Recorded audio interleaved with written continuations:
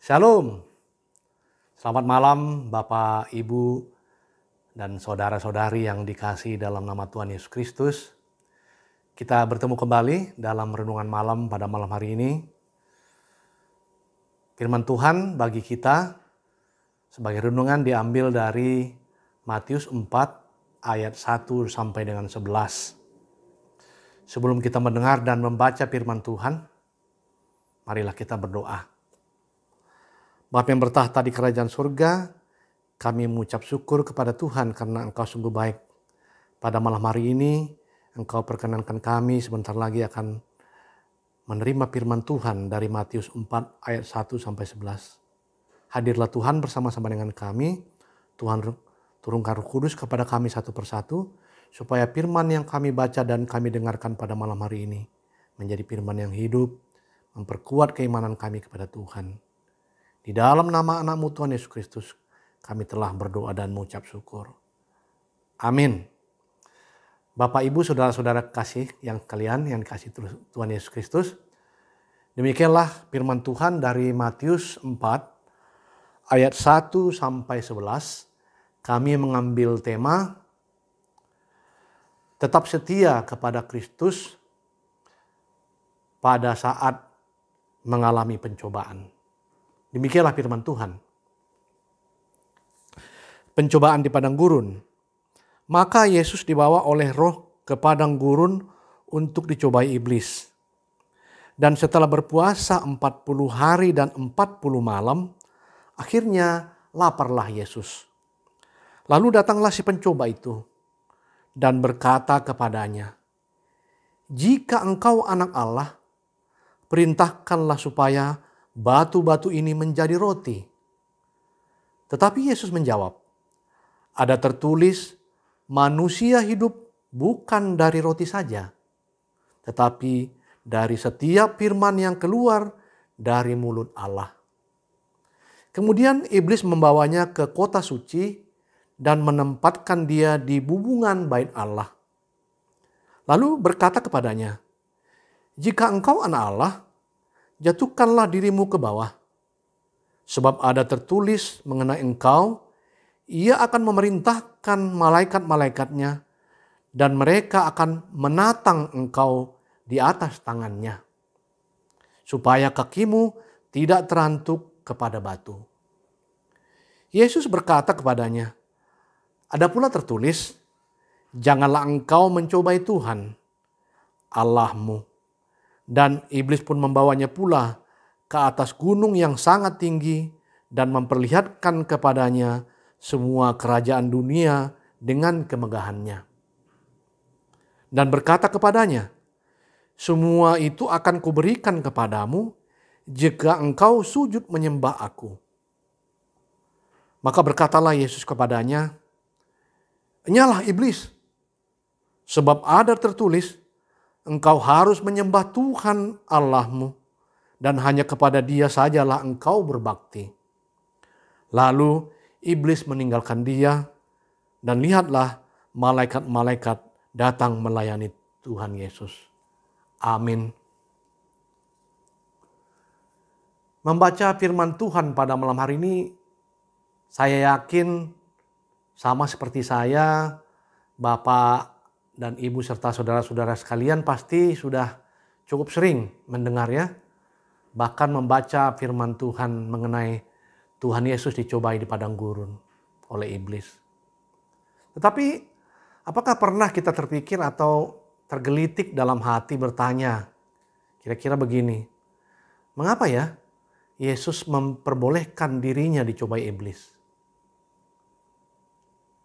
Yesus itu kan Tuhan, Allah yang perkasa, pencipta langit dan bumi, serta seluruh isinya. Allah yang lahir dalam rupa manusia, Sang Juru Selamat. Itulah kira-kira pertanyaannya. Kira-kira jawabannya apa ya? Jawabannya adalah Yesus ingin menunjukkan bagaimana perilaku iblis dalam mencoba, menggoda. Dan di peristiwa itulah Yesus sekaligus ingin menunjukkan kepada kita bagaimana caranya menghadapi godaan iblis tersebut. Jadi hal ini mengenai suatu pengajaran. Jadi yang Tuhan Yesus lakukan sewaktu dicobai oleh iblis di padang gurun semata-mata untuk memberikan pelajaran bagi kita manusia ini, dan apabila kita ikuti ajaran Tuhan itu, maka pencobaan demi pencobaan bisa kita lewati. Kita boleh mencapai keselamatan kekal, kelak. Kira-kira demikianlah Bapak dan Ibu, saudara-saudara yang dikasih Tuhan, jawabannya bagi kita semua. Nah, dihubungkan dengan tema kita pada malam hari ini, tetap setia kepada Kristus pada saat mengalami pencobaan. Jelaslah kalau kita terkena pencobaan, penting kita imani bahwa cobaan itu bukan datang dari Allah. Jadi setiap pencobaan yang kita alami sesungguhnya bukan datang dari Allah. Inilah bunyi firman Tuhannya. Apabila seorang dicobai, janganlah ia berkata, pencobaan ini datang dari Allah. Sebab Allah tidak dapat dicobai oleh yang jahat. Dan dia sendiri tidak mencobai siapapun. Tetapi tiap-tiap orang yang dicobai oleh keinginannya sendiri. Karena ia diseret dan dipikat olehnya. Dan apabila keinginan itu telah dibuai, ia melahirkan dosa. Dan apabila dosa itu sudah matang, ia melahirkan maut. Itu ada tertulis di Yakobus 1 ayat 13-15. Oleh sebab itu, jangan kita mencobai diri kita sendiri. Sebab hal itu bukan datang dari Allah. Dan jangan biarkan pencobaan itu datang kepada kita. Pada saat manusia pertama melakukan dosa, untuk yang pertama kalinya, mereka sesungguhnya melepaskan kesetiaannya kepada Allah yang menciptakannya. Lalu bagaimana dengan kita saat ini? Bahwa kesetiaan kita kepada Kristus adalah tuntutan yang wajib kita jaga.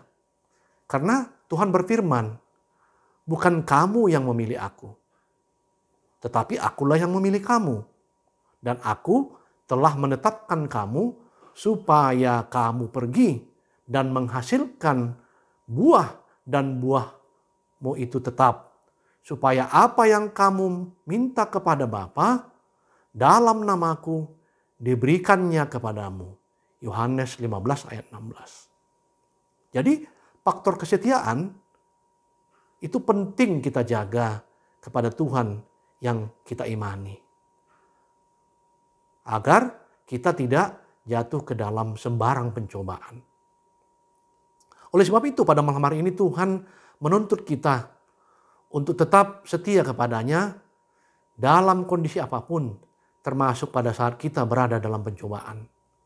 Dengan kesetiaan kepada Kristus yang tetap kita pegang teguh, maka dalam kehidupan ini kita tidak akan merasakan adanya rencana Tuhan dalam kehidupan kita yang gagal. Ayub 42 ayat 2. Allah akan senantiasa menjaga kita dengan mereka-reka kebaikan dalam hidup kita. Kejadian 50 ayat 20. Tidak akan berkesudahan kasih setia Tuhan yang kita terima. Tidak akan pernah habis, bahkan baru setiap pagi.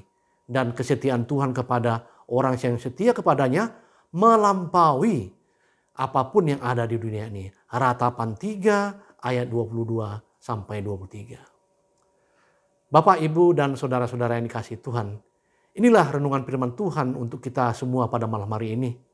Setialah agar kita tidak jatuh ke dalam pencobaan. Kalaupun itu terjadi dengan tetap setia, maka kita tidak akan jatuh ke dalam dosa. Kesetiaan kepada Kristus akan membawa kita tetap berada dalam reka kebaikan dan penjagaan Tuhan. Dengannya maka kita boleh mencapai keselamatan bersama dengan Kristus kekal kelak di sorga. Amin. Mari kita berdoa. Terima kasih Tuhan, Allah Bapa yang kami kenal di dalam nama anak-Mu Tuhan Yesus Kristus.